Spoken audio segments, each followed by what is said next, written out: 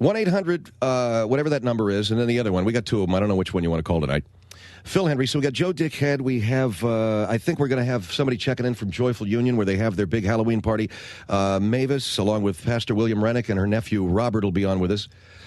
And we also have a number of, I think, very interesting Halloween stories to read to you tonight.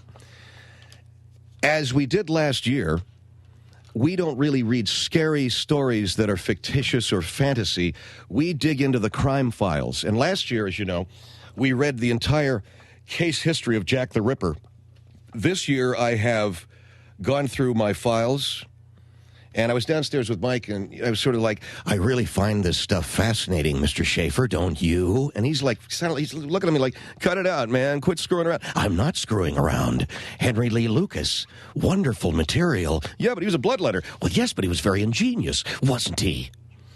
Anyway, we'll be reading about Henry Lee Lucas, one of the famous serial murderers of the 20th century, along with his partner Otis Toole. And we also have a variety of vampire stories, true vampire stories, that we're going to be reading.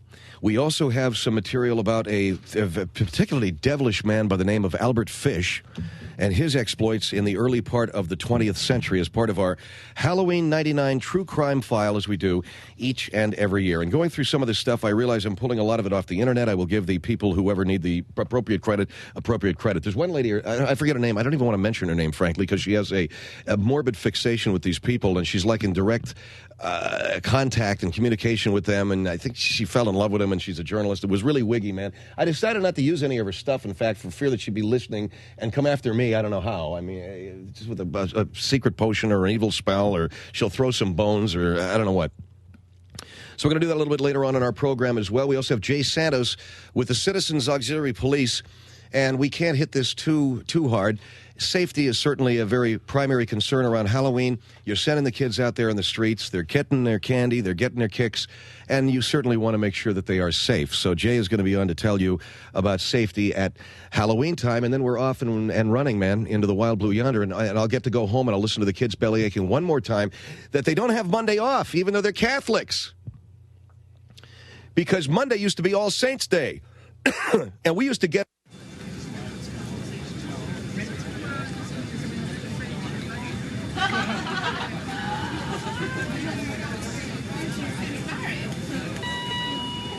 Buonasera, vi ringraziamo per aver scelto di volare con Phil Hendrie Air. Voleremo ad un'altitudine di 30.000 piedi e cappuccino. Il volo di stasera offrirà Al Pacino.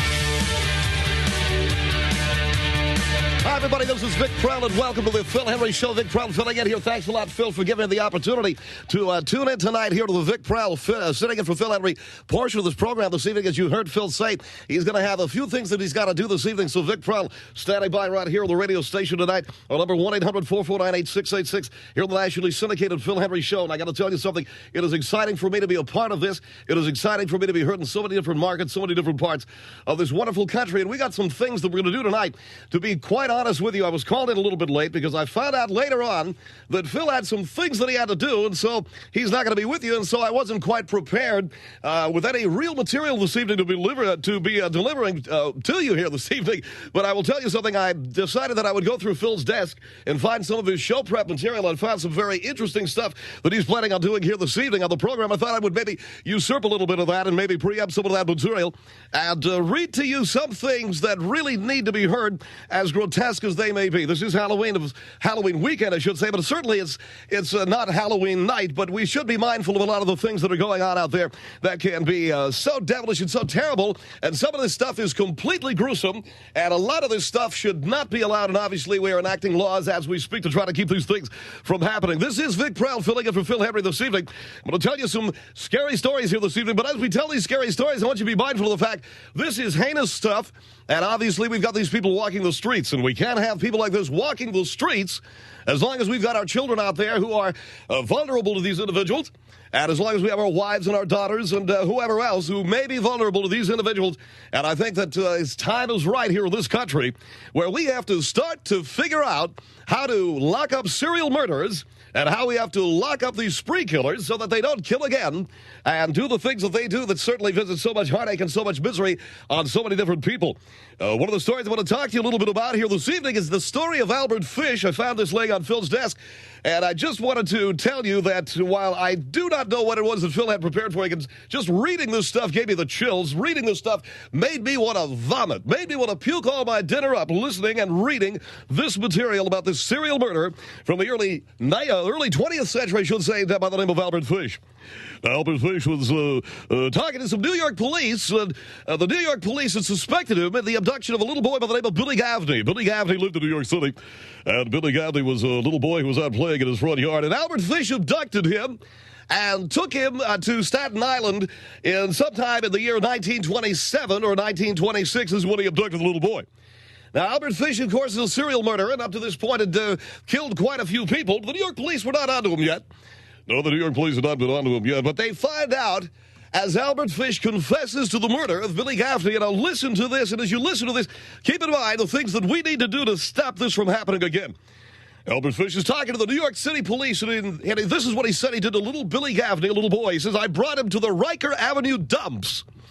There is a house that stands alone not far from where I took him. I took the boys there, stripped him naked, and tied his hands and feet, gagged him with a piece of a dirty rag I picked out of the dump.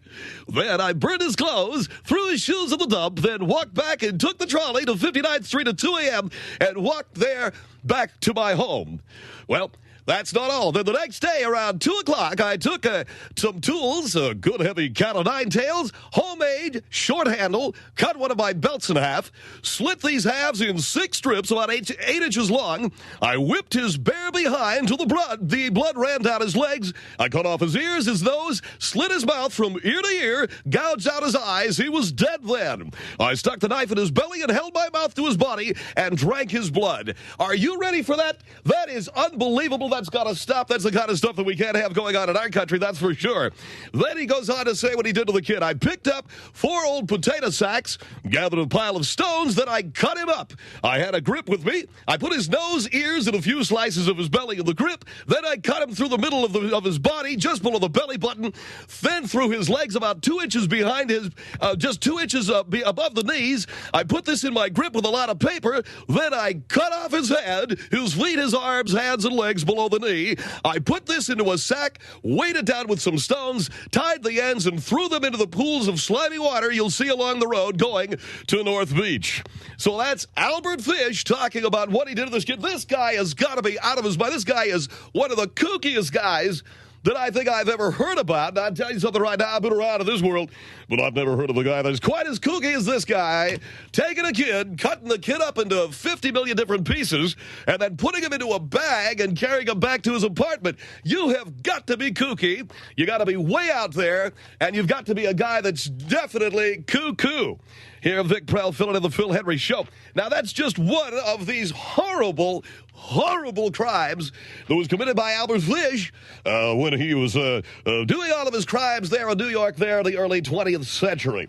Now, we'll move along to the story of Gracie Budd. Gracie Budd was a little girl that Albert Fish was abducting, and this is a little girl that he abducted in 1927 as well. And this is the one that really got this guy into some trouble. If I can find some of this material here for you. This is the story of Gracie Budd, if I can find some of this material. But basically what he did, he went to a house in New York, and he said that I'd like to take your daughter to a birthday party. And the parents said, well, okay. What parent wouldn't say that when a kindly old man stops at the door and says, hi there, you don't know me, but I'd like to take your daughter to a birthday party filled with people that she hasn't met. And they naturally said, why, of course, go right ahead and take our 10-year-old daughter with you. Well, they walked along a remote road until they came to a little cottage called Wisteria Cottage. Well, she went and picked flowers, and he went inside and took his clothes off. Well, Fish grabbed her by her throat and choked her to death, and then, sexually aroused, he strangled her. He propped up her head on an old paint bucket, decapitated her, catching most of the blood in the paint can. Afterwards, he threw the bucket of blood out of the yard. He undressed the headless child. Then he went back to her body and cut it in two with a butcher knife and a cleaver. Parts of her body he took with him wrapped in newspaper. The rest he left there until he returned several days later when he threw the portions of her body over a stone wall to the back of the house. He disposed of his tools in the same fashion, and after his confession, Detective King, in a final question, what caused you to do such a horrible thing? He said, I never really could account for it. So that's the story there of Albert Fish. Now, listen to how cuckoo this guy is. If that's not bad enough, check this out, because not only was the guy very sadistic, but he's also into masochism, and that is inflicting pain not only on himself, but on other human beings. Apparently, according to a psychiatrist that interviewed Albert Fish would take bits of cotton, saturate them with alcohol, insert them into his rectum, and set them on fire. Here's a guy, man, you've got to party with a guy like this. He is way out there taking bits of cotton, saturating them with alcohol, sticking them up his butt, and setting them on fire. I want to tell you something right now. I know how impressionable a lot of people in the audience are. I don't want you to try that tonight, okay? Even though Mike Schaefer's in there laughing his ass off because I know he's going to go home tonight and try that one out. I'm going to tell you something right now. This is not funny. This is not funny. This is stuff that should not be done, cannot be done, will not be done. Not by anybody that I know. I'll tell you that right now. Then he told the psychiatrist he used to stick needles into his body for years in the area between the rectum and the scrotum. He told of doing this. At first, he said he only stuck the needles in and then pulled them out again, but then he left them in there. This guy's out of his mind. I got to tell you something right now. This guy has got to be crazy. I repeat, don't try that at home. Don't go home and take a knitting needle and stick it up your rear end or set cotton on fire and shove it up there either. That's Albert Fish. The guy's completely whack. The cat's completely out of his mind. And I got to tell you something. People have got to do something in this society to stop guys from putting cotton up their ass and setting it on fire. Because I'll tell you something right now, this guy needs a doctor. Well, guess what? He doesn't need a doctor anymore because they finally put him in the electric chair back in 1930. Albert Fish was iced. He was greased in the electric chair back in 1930. So thank God that this guy's off the streets and is not going to be around down there to hurt anybody time. All right, this is Vic Prell here, filling into the Phil Hendrie Show, number 1-800-449-8686, 1-800-449-8686. We're talking here, filling into the Phil Hendrie Show here tonight.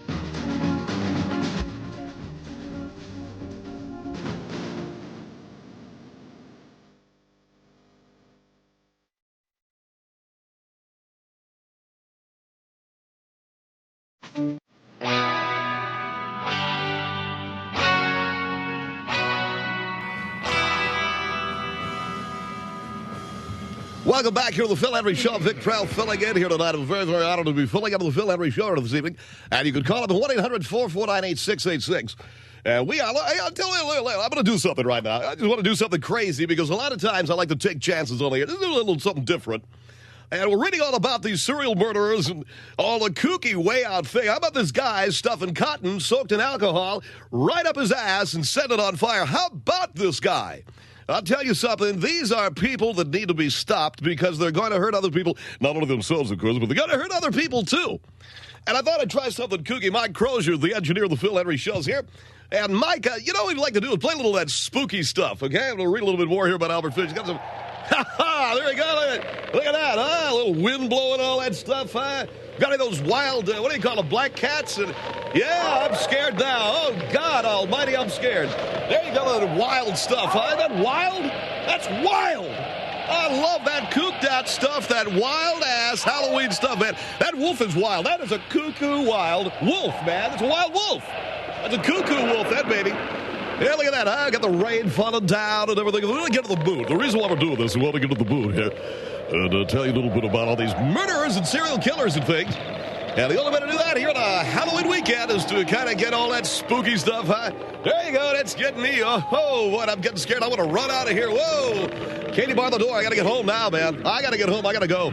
I got to get me. I got to pour myself a couple of figures of Chivas Regal in a tumbler to calm my nerves down because I am freaking out. Freaking out on that stuff. All right. Now, let's get back here to Albert Fish. Got some stuff here going on here with Albert Fish. According to the psychiatrist that interviewed Albert Fish, he said this. He said that Fish used to hit himself on his nude body with a nail-studded paddle until he was covered with blood. They also state that they used to see him standing alone on a hill with his hands raised, shouting, "I am Christ." This guy needs a soft room. There's no doubt about that. Then Fish told the doctor what I did must have been right, or an angel would have stopped me, just as an angel stopped Abraham in the Bible from sacrificing his son. Okay, so that makes kind of a, I guess in that guy's way out mindset, that stuff makes a little bit of sense. Remember our number, 1-800-449-8686, 1-800-449-8686. Hey, look, we're going to take a phone call here from the host of the show. Phil Hendrie is on the line, and get his impressions here on what's going on there. Really kooky Halloween 99. Here, Phil Hendrie. Hey, Phil, how you doing tonight? Yeah, I'm doing good. Are we on the air, Vic? Yeah, we're right on the air. Phil Hendrie, the host of the show, is checking in. What's up, Phil? Okay, I have to, I got to tell you, I'm not really happy about what's going on. Well, what are you not happy about that? They see that sound effects. We got that cuckoo sound effect there with the Halloween. Yeah, I hear the Halloween sound effects, and I guess that's really not, I'm not having a problem with that, with all the wind blowing, but I'm hearing you reading some materials that you took from my desk. Yeah, that I came in, I didn't have any material prepared for the show because I'm going to be filling in for you. So I decided to take some stuff off of your desk. Well, that's good, and I know that it was short notice, and I know that I had to take care of some stuff, but I am having a problem, Vic, listening to you talking about the murder of a child as if you're introducing a new record by TLC. You know what I'm saying? Well, I don't know what you're talking about, Phil, but we're having a lot of fun, and I really appreciate you letting me fill in. Yeah, but will you listen to me for just a second? Sure, go right ahead, Phil. Will you tell him to turn that stuff down? What are you talking about? The spooky stuff. We really dig it. Yeah, but can you hear me? I can hear you good. We got a lot of spooky stuff going on. It's Halloween 99, Phil. Yeah, Halloween 99. Vic, when you're talking about murder and serial murderers, you're making it sound as if you're at the carnival or something, like you're announcing... I don't know what you're talking about. I'm just trying to... Vic, just let me finish, okay? It sounds to me like you're making light of it or something. I'm not making light of anything, Phil. I'm doing something right now. What I'm doing is I'm letting people know that a lot of this stuff exists out there and how to protect their children. Hey, let me tell you something right now, Phil. We got David G. Hall, the program director of the station, and, of course, he's the vice president of syndication for your show. He's checking in right now, and we'd like to talk to David G. Hall, okay? David, how are you doing? Vic, I'm doing really great, and I was thoroughly enjoying what you were doing on the air. I thought you were giving it a lot of... I love that cat. That thing wild. That's a wild cat that Mike Crozier found in his little bag of treats. That thing wild. That black cat is fantastic. Is Phil there? Yeah, David, I'm right here. All right. What are you doing? What am I doing? He's talking about serial murder as if... He was talking about some stuff that is absolutely fascinating. I was on the edge of my seat listening to this. What are you doing? I called the show. Yeah, you called the show, and you interrupted a real good energy and a real good flow. That's what I was telling David. I think you really interrupted the energy and the flow. That's right. You're interrupting the energy and the flow of the show when he's talking about serial murder. I'm just trying to make people aware, David, as long as I know David Hall is the vice president of syndication, I'm trying to make people aware of the fact that this stuff exists. That's right, Phil. He's trying to make people aware of the fact that this stuff exists. And you call up, and you start throwing a bucket of water on the whole thing. He's not making it... What he's doing, David, is... You're taking up more valuable time complaining. If you wanted to do the hour, why didn't you get in here? All I'm trying to do here, David, is give people a little bit of a thrill here on Halloween 99, talking about serial murder. Yeah, he's just giving people a little bit of a thrill on Halloween 99, talking about serial murder. He's taking stuff off of my desk, and he's reading stuff. I had a whole way that I was going to do it. Well, what do you expect a guy to do when you got to take care of your business? He doesn't have any time to prep a show. Now, why don't you just let the guy do what he's doing? I'll tell you something right now, David. I think these sound effects, too, and all that spooky, wild wolf stuff and all that, listen to that. That stuff is great. All those sound effects are great, Phil. Listen to that wild wolf and that spooky cat. He's way out there. This stuff is way out there, and it's, listen to that. Hey, check it out. Sounds like a chick that I knew frat week, that rush week at University of Florida. Check her out, huh? Yeah, it sounds like some chick at rush week at University of Florida. David, I don't care about the sound effects, okay? I'm talking about the fact that the guy is on the air talking about the murder of two children as if he's standing out in front of Pinocchio's in San Francisco. All you wanted to do was call in and screw this thing up. I'm talking about all these things, man. I'm giving it kind of a balance, David, of information and, a little bit of theater, too. He's giving it a balance of information and theater. He's making it not only informative, but he's also making it something that people really can enjoy. And you're calling up and messing it up.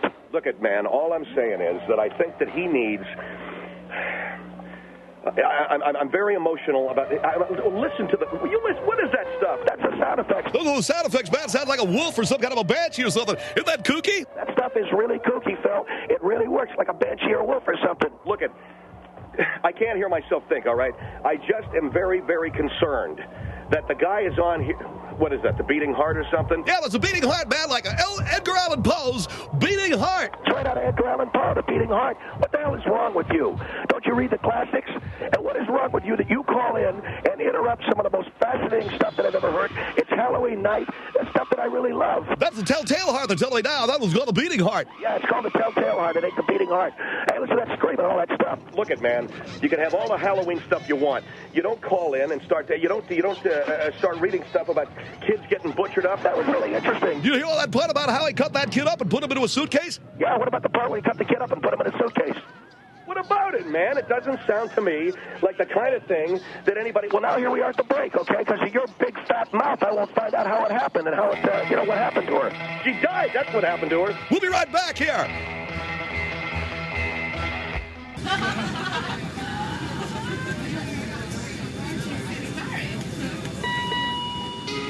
皆様、本日はシルヘンドリーエアをご利用いただき誠にありがとうございます。この飛行機は地上3万フィートを飛行してまいります。また通信 Phil Henry Show, 1-800-449-8686. I had stuff to do, but I got to, when you got to get in here, you got to, when Vic Prell's got to go, he's got to go. So that sort of messes up what I was going to do. But if we get the appropriate spooky music, we can forget that Albert Fish stuff. I wasn't even going to read that. I was going to read the grown-up stuff, the Henry Lee Lucas stuff. That's the stuff that I was going to read. I want to read that Albert Fish crap. I mean, I printed that stuff off, but, that guy's a nutcase. Putting cotton up his butt and lighting it on fire. Good God. Is it the first guy in history to do that? I feel one coming on. Watch this. And you'll forget about the Bic lighter, man. You put cotton up there soaked in alcohol. Jesus. It's going to be like a gas fire in Iraq. In any event, let's get... Bud? Yeah. I gotta get back into this. I need to get some spooky music. All right, I'm going to stand by. I need to get the spooky Halloween stuff. You know the stuff I'm talking about? Yeah, we got it right here. Go ahead, start reading, and then I got it going. You know what I'm talking about, right? I know what you're talking about. Just read. Joe Don Weaver. Keep in mind, we're talking about Henry Lee Lucas, the deadly drifter, serial murderer. Joe Don Weaver liked the pre-dawn hours more than any other. He hated the day shift in the Montague County lockup because it usually meant dealing with the... When are we getting the music? I'm going to stand by. Stand by for the Halloween music. I got it already, okay? Stand by. I got that. Do it, all right? All right. On one particular morning, the 15th of June, 1993, his peaceful reverie was shattered by shouting coming from a cell at the far... Stand by. What is that? I got to get the Halloween music. Turn it on. I can't do anything, all right? Turn it on. Stand by, Phil. You get it. I ain't standing by. There ain't no Halloween music. Turn the music off. Thank you. God! That ain't Halloween music, man. Stand by. I got to find it. Everything's mixed up with Vic Prell. Was Vic into the music? Yeah, he got into music. Well, find the stuff that we're supposed to use, okay? Good God. All right, get to a spooky part for crying out loud so the music will be sounding better. All right, we'll get to a spooky part. A feeble voice answered through the heavy steel door. There's a light in here. Weaver didn't have to look into the cell to know that it was pitch black. No, there's not, he said. The voice became more... Are we going to have music or not? Stand by, I'm getting it. Weaver didn't have to look into the cell to know that it was pitch black. The voice became more insistent, almost fearful. There's a light and it's talking to me. What is that? You want to give me some Halloween music, man? Or do I got to sit here and wait around for the Halloween music, okay? Well, Vic Prell, come in here and grab all the cards. We'll find out where Prell is. Prell. Yeah, Phil, what's going on? Did you mess with my music? Yeah, I did. I didn't mess with the music. Mike Crosby with the music. Well, the stuff's all screwed up, man. I had Halloween music sitting here. You gonna read about all that serial murder stuff? Yeah, I'm going to read about the serial murder stuff better than you did. Now, what did you do with my music? You screwed it all up, Phil. Bull crap! I didn't screw it up. Who the hell are you, you little hunchback? Well, I'm gonna kick your ass. Hey, let me tell you something. David Hall said it was a really good job. God, get out of here. Just bug off. Want to help you? I'll help you find it. No, forget it. Forget it. Call me a hunchback. I know he did. Don't call him a hunchback, motor mouth, okay? Well, the guy looks like a little hunchback. Hunchback. Yeah, that's cruel. It's okay, bud. All right. All right, here we go. Have you got the Halloween? I got a Halloween musical lined up, Phil. Go ahead. Let me get to the scary stuff. You get to the scary stuff. Forget about this stuff, okay? All right. A short time later, another louder yell echoed down the hall. Jailer, come here quick. Weaver returned to the cell and unlocked the food service hatch in the door and peered inside. What is it this time? The prisoner, Henry Lee Lucas, answered in a quiet, feeble tone. Joe Don, I've done some pretty bad things. Okay, cue the Halloween music. Weaver, aware of the crime. What the hell is that? What is this, Lord of the Dance? What do you mean that's the closest you can come? That ain't Halloween music, man. That's Lord of the freaking Dance. Just go ahead, I'll find some. Yeah, hey, thank you. Weaver, aware of the crimes that Lucas was suspected of, answered brusquely, if it's what I think it is, Henry, you better get down on your knees and pray. After a long pause, Lucas asked weakly, Joe Don, can I have some paper and a pencil? Weaver agreed to the strange request, and nearly an hour later, Lucas handed him a short letter that was addressed to Sheriff Bill F. Conway. After reading the opening paragraph, Weaver returned to his office and placed an urgent call to Sheriff Conway. Even at such an early hour, am I going to get any Halloween music before the night is out, okay? I'm still looking. Because I've been reading here for 5 minutes. I need to have the atmosphere, okay? Stand by for atmosphere. Stand by for atmosphere. All right. I'm standing by for something seasonal, okay? You want something that reflects the season? Yes, the Halloween season. Go. All right, I gotta get it. Go ahead, read. After reading the opening paragraph, Weaver returned to his office and placed an urgent call to the goddamn you, Dickman.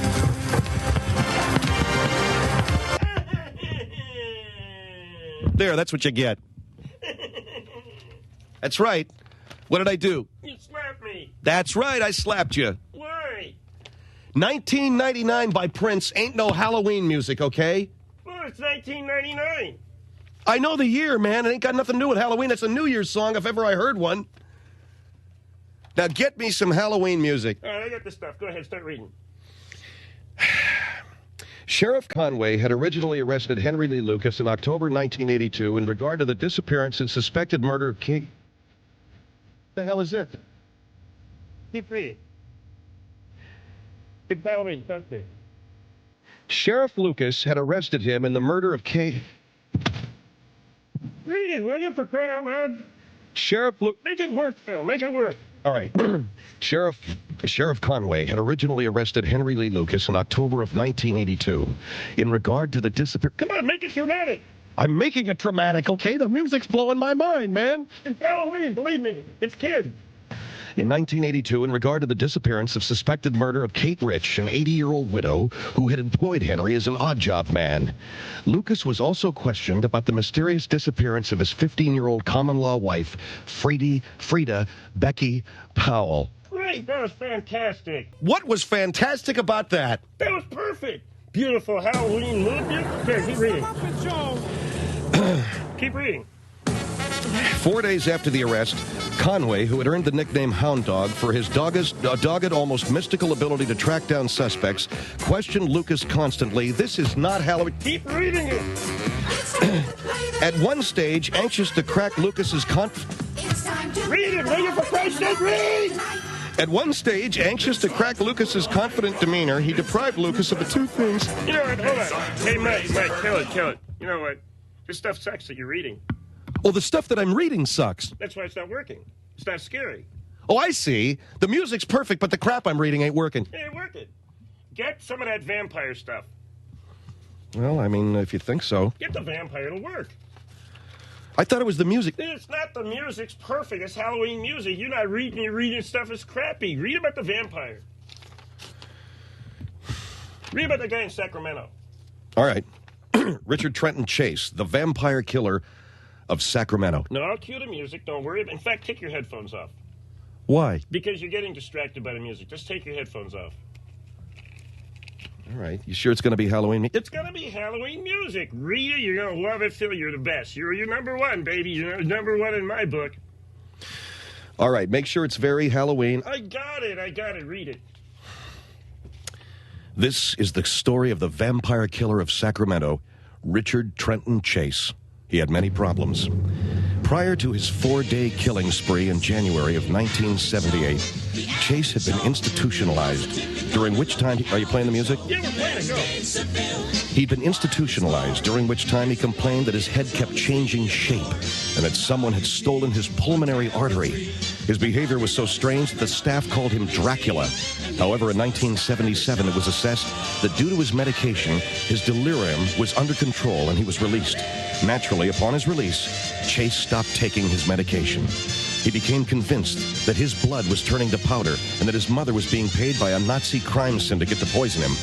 Chase also heard voices in his head, voices that told him how to prevent his blood from turning to powder. And so began Chase's 4-day spree, at the end of which he claimed 6 lives. He chose his victims at random, and after murdering them... You sure the music's playing? The music's playing, go! He chose his victims at random, and after murdering them, he drained their blood, blended it with various body organs, and drank the mixture, just as the voices had told him to do. He also took some body parts home with him. Due to the amount of evidence he left at the crime scenes, it took only 4 days before he was arrested. The evidence found at his home put his guilt beyond doubt.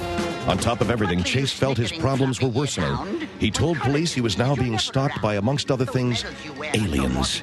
Just after Christmas of 1980, Chase died in jail of an overdose of antidepressants. Perfect. Gosh, that was great. That was great. What kind of music did you have? It was Halloween stuff. Real spooky stuff.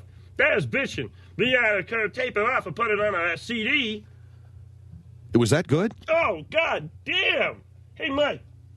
Is that beautiful? Is it beautiful? God damn it, man. You hit it out of the park, Phil. Well, you sure you had the good music? We had the good music. Can I put my headphones back on? No, don't put them on. Read the other vampire one.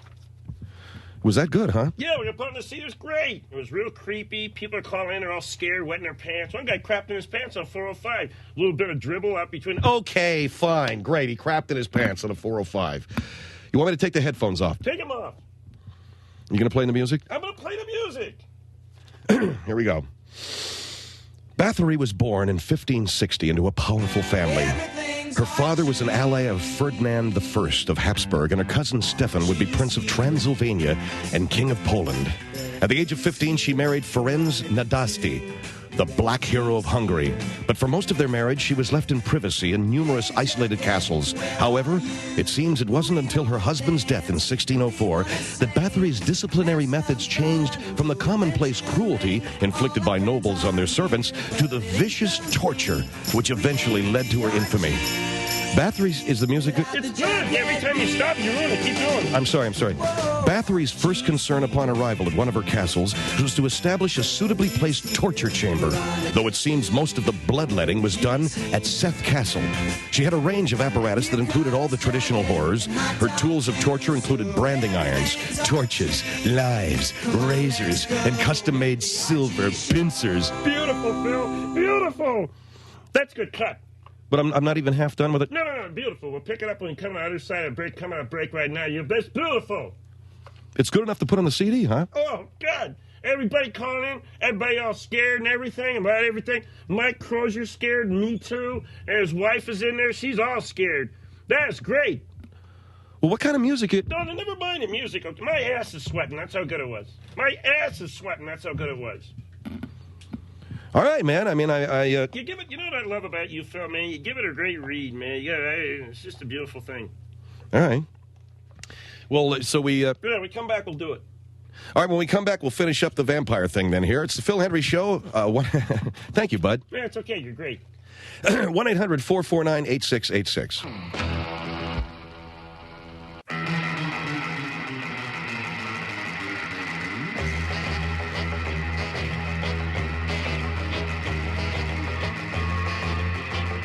800-449-8686. So we have a few vampire stories to tell you tonight. We still have to get to our Henry Lee Lucas material.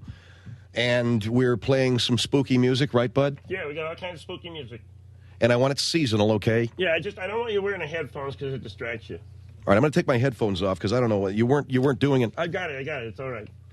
All right, Bud's going to play some spooky music, and we'll continue with the story of Elizabeth Bathory, Vampire.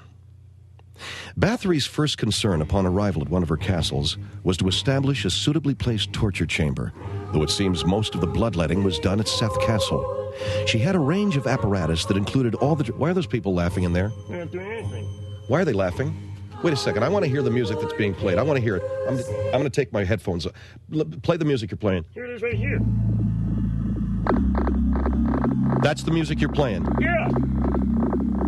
Then why was everybody laughing? They're not laughing. They were overcome with the way you're reading it. Take your headphones off. All right, I'll take my headphones off. I just don't know why people are laughing. Read it. It's pretty. Her tools of torture included branding irons, torches, knives, razors, and custom-made... They're still laughing in there. I want to hear the music, okay? Yeah, it's right here. Well, why are they laughing?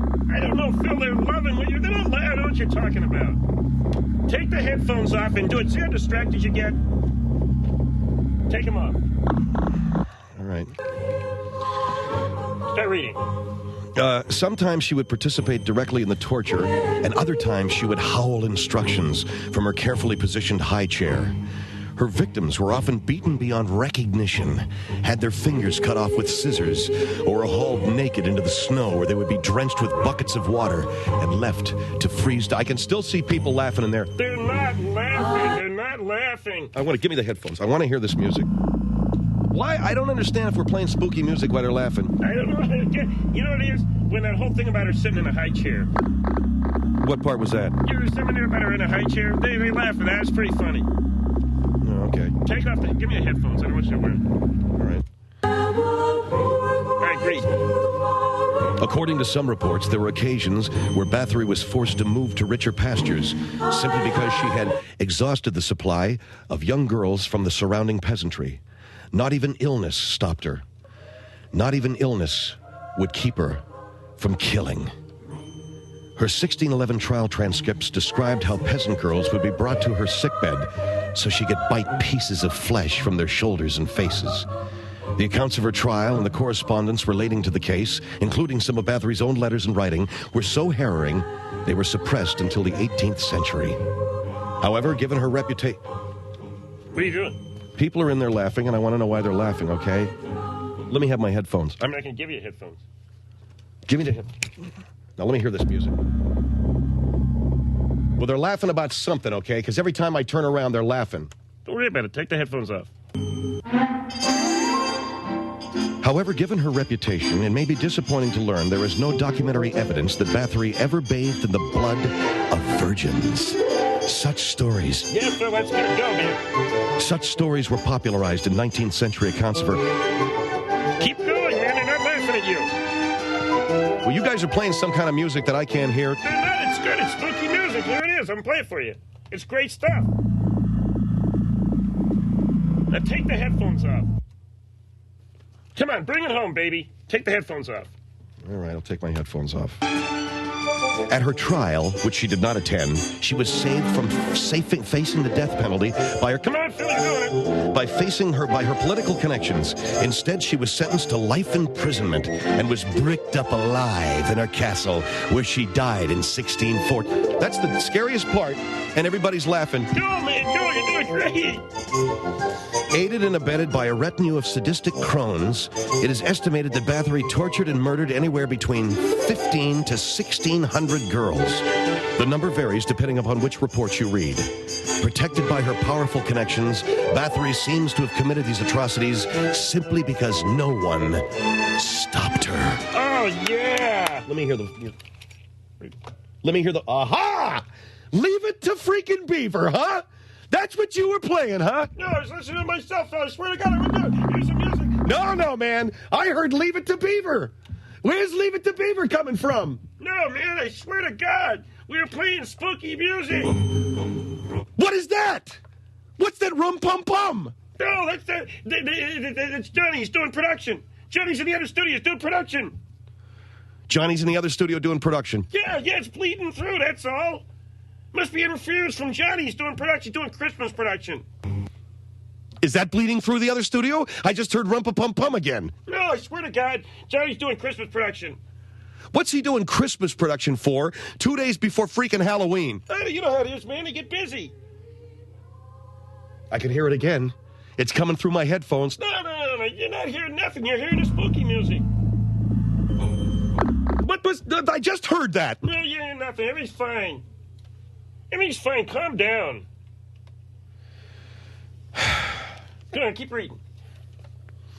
Aided and abetted by a retinue of sadistic crones, it is estimated that Bathory tortured up to... What is that? There's nothing. It's coming through. What was that? What is that? Nothing. Listen, I swear to God.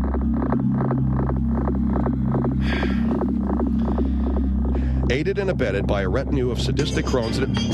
I heard it again. What did you hear? I heard it again. What? I heard that Leave It to Beaver. And then I heard the little drummer boy. Phil, can I make a suggestion? What? Why don't you go and get yourself a drink of water? I'm nuts now. You saying I'm nuts? No, just go get a drink of water because I don't know what's going on with you.